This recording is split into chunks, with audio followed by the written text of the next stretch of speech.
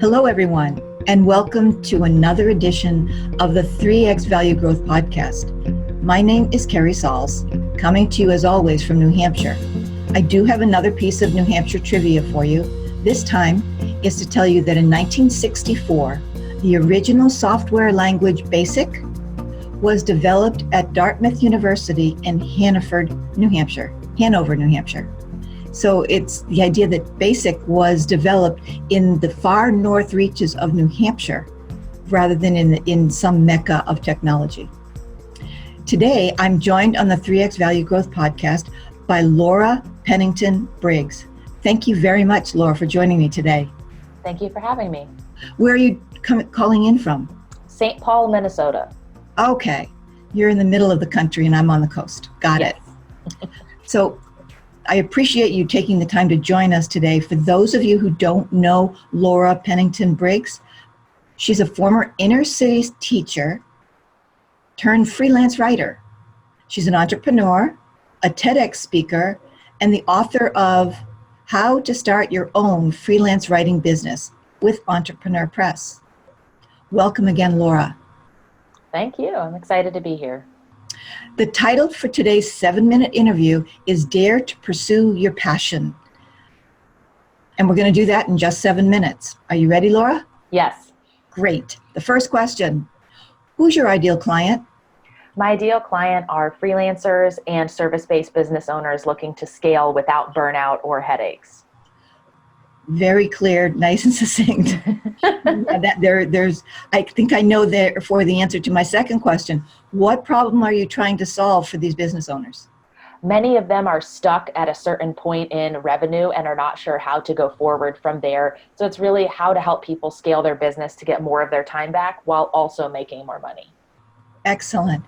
And so question number 3 is, what are the typical symptoms that you see of that problem that people are experiencing, that owners are experiencing or talking about?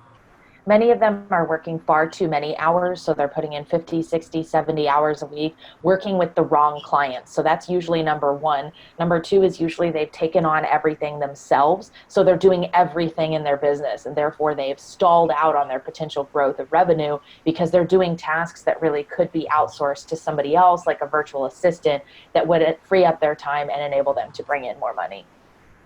That's music to my ears. My mantra for years has been automate, outsource, and delegate. And you're singing the same tune. Yes, absolutely. It really makes a difference. So therefore, we get to the fourth question. What do you think are the most common mistakes that you see owners making when they try to tackle that problem by themselves? I think they will usually hire somebody who's not the right fit. And then they'll throw up their hands and say, this is a huge failure. I can't outsource. I have to do everything myself. So I'm just going to go back to the old way of doing things. And that's a real challenge because if you at first don't hire the right person to help you in your business as an employee or a contractor, you just got to go back to the drawing board and hire somebody else. Be open to the opportunity that the first person you bring on isn't necessarily the right one. And then I think another challenge that business owners face is they don't want to let go of their old way of doing things. They might have clients, projects, or service offerings that no longer align with where they want to go. So it's this idea of what got you here won't get you there. So a lot of times we have to change things up and refocus to be able to go to that next level. Exactly. Makes a huge difference. So therefore, my fifth question is, what is one valuable free action that our audience members can implement that will actually increase the value of the business based on what you're talking about?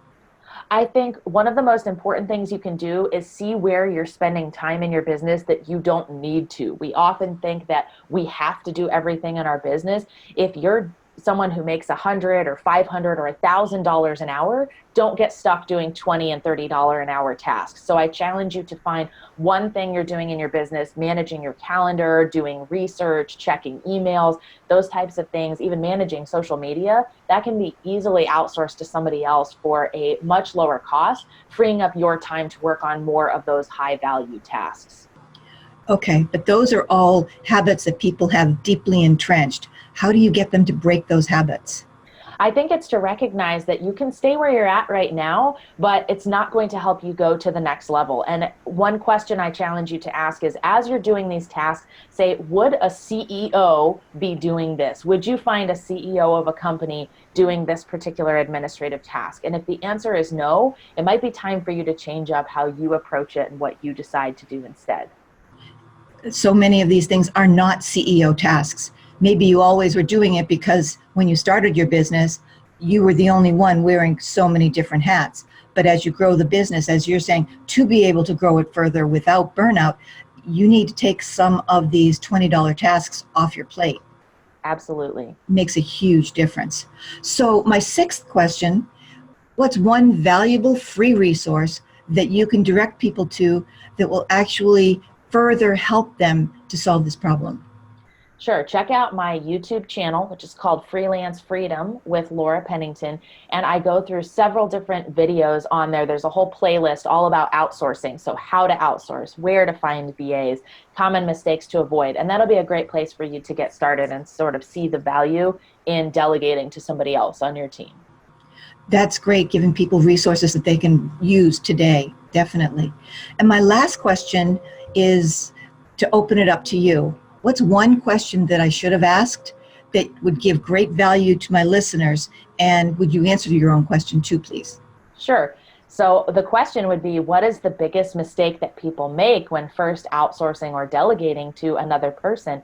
And the answer to it is that once you've come into that mindset of, I need to outsource, I should delegate, they try to dump every task on one person. And very rarely will you find a virtual assistant or even administrative assistant who's good at 30 different things. They might be really good at 5 of those, but if those 5 aren't the things you need the most help with or the most expertise with, you could end up hiring the wrong person. So take a look at all of the tasks you're potentially going to outsource, recognizing that one person might not fit all of those roles, and then try to group together for your first hire, what are some things and skill sets that I want this virtual assistant to have coming in the door. And then I might outsource to other contractors and people in the future based on the different levels of tasks that I have here. Great point to make.